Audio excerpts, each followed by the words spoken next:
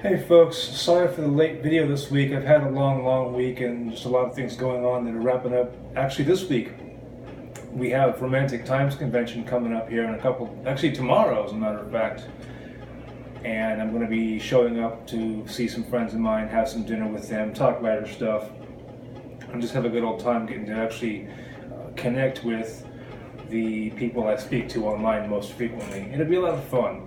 I snuck into Romantic Times back in 2008 when they were in San Francisco. I got to see a lot of neat people, and that's when I had a radio show on the radio station Radio Dentata, and we had the Unnamed Romance Show, and I ended up doing a number of interviews with some of the authors, including Trevor Hart, Kate Douglas, Diane Whiteside. That was a funny one, and if I can ever find the audio for that, I'll throw that up on YouTube with some of the images from it, because those ladies are just hilarious. So I'm looking forward to going to see some people. As exhausted as I am, my apartment's finally empty again, and I'm back to the work.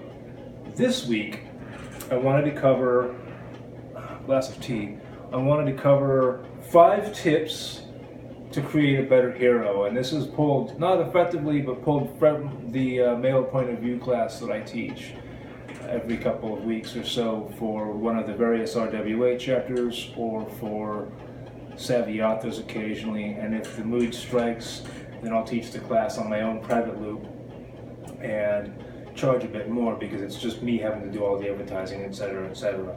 But the course is pretty reasonable. It usually covers about 2 weeks, and we go into a lot of in-depth things that I think as a writer, as I mentioned in an earlier video, you don't want to get bogged down in too many bullshit details, so you don't. And if you have just the basic meat and bones of a character, then it's a lot faster, a lot easier to write them, because you understand exactly who they are, not based on a past, but based on a past behavior with a couple of different things that we understand about that, which if I ever do the male point of view class live again, or I can do recordings of it, I will.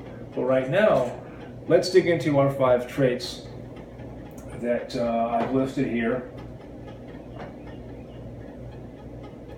And the first thing I want to mention about this is that we need a flawed character, primarily because, I know I move a lot, but screw it. Primarily because when you've got a flawed character, then you've got someone you can actually care about. And the whole crux of reading a story is to figure out what the problem is, relate to it, and then see how the characters solve it. It gives you the emotional up and down that you really want out of that, because that's what romance novels are, is they're an emotional journey. For many of us they are, myself included. So obviously you're going to start off with your character being flawed. Number 1, reliability. The fact is, the story can't go anywhere if the hero isn't reliable, and on some level, I wouldn't even say predictable, I would just say consistent.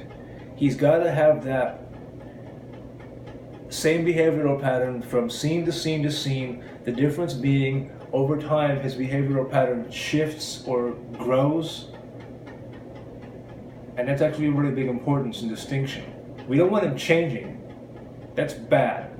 You don't fall in love with somebody and then they change and go, oh my god, I love you more. No, you fall in love with somebody and hopefully they grow.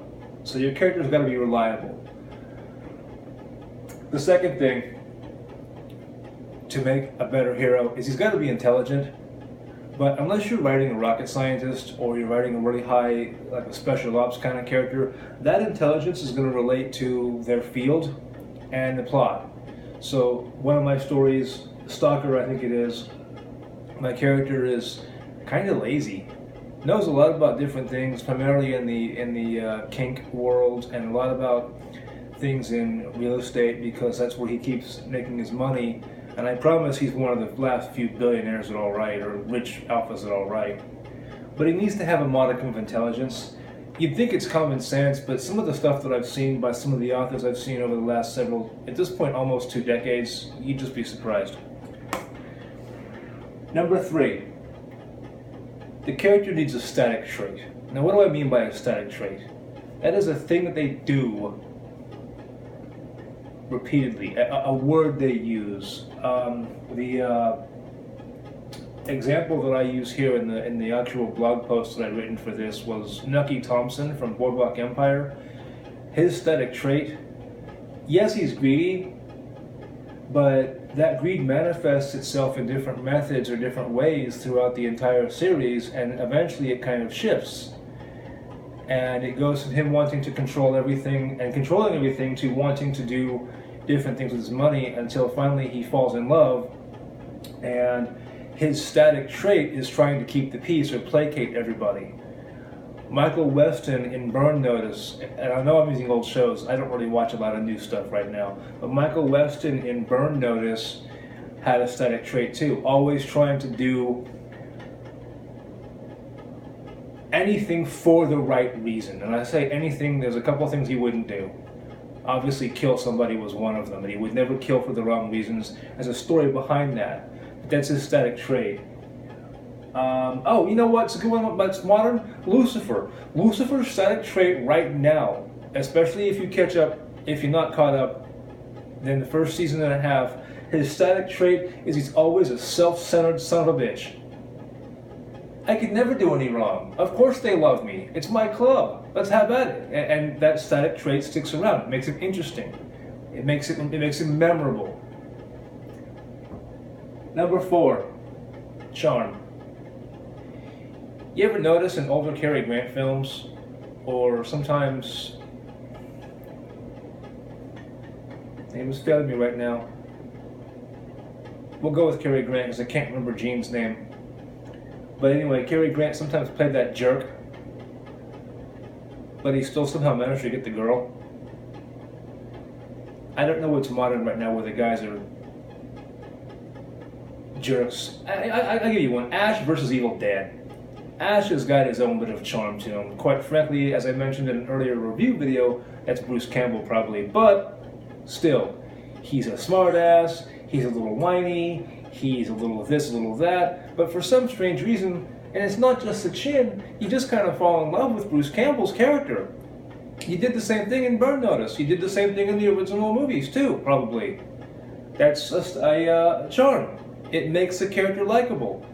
Years ago, I was writing a story for a publisher, and they said, I love the story. I love the characters. Your heroine is kind of a bitch. And it's okay, but you need to show us something in the story that makes us like her. And with your males, charm is obviously the biggest one right there. That's going to get you to emotionally have a reaction. That's what you're going after. My notes say that the men should be charming in real life, but such is not always the case. But our heroes possess a certain charm, just like the static traits that make us swoon. And this ought to be the last tip, ought to be obvious, because in my world primarily, but even outside of romance, the character should have sex appeal. My middle girlfriend has a number of characters that in the various TV shows that she watches that she just finds very, very attractive, very sexy. I'll give you Fast and Furious characters all damn day. Same thing. And it doesn't have to be overly the top. You don't have to go overboard with it, but there needs to be kind of something away that's present in the hero that is a solid trait of his in terms of the sex appeal. That can go and look like a different bunch of things, which we can cover in a later video. But the sex appeal sort of provides the fuel to the fire when the heroine looks over and sees the hero in whatever scenario it is. Take Lucifer once again. Detective doesn't like him so much at first because he just tends to insert himself in every little situation, and he does it in an annoying way if you're a woman. But if you're one of us, maybe you feel the same way. But these last 3 traits in particular, or characteristics in particular, really will hit home when you can develop them very well in your stories. I know I've got a definite ending on this blog post, but I'm just going to leave it at this. Yeah, I even didn't write the whole thing out properly. Anyway, so that's your 5 tips. Once again, because I know I've been moving a bunch: reliability, intelligence, a static trait, charm, and sex appeal. Those 5 traits, really hone in on them, and you'll have a better hero. Next week we'll go over some different tips that cover probably some of the information that I'll be teaching for Passion and Ink, starting on the 8th of May and going all the way to the 2nd of June. We're going to be teaching a workshop I developed a couple of years ago. It's called Why Kink, or Redefining Kink, Redefining Kink, and we cover writing tips, craft, marketing, particularly in part because of the BDSM thing, but not definitely headed that way totally. We cover a variety of different topics, and I'm going to be expanding the class notes that I made this week to go further into things. And as always, of course, I start my new classes out with, what do you guys want to know? So out of curiosity, if you're watching this video, leave me a comment, leave me questions. I'm happy to answer them. Like, subscribe, share, spread it around, and until then, I guess I'll see you guys next week, and maybe even have a report from RT. So look out for that. Or maybe I'll do a Facebook Live. You guys tell me. We'll figure it out one way or the other, and you guys will know something. All right? Cheers.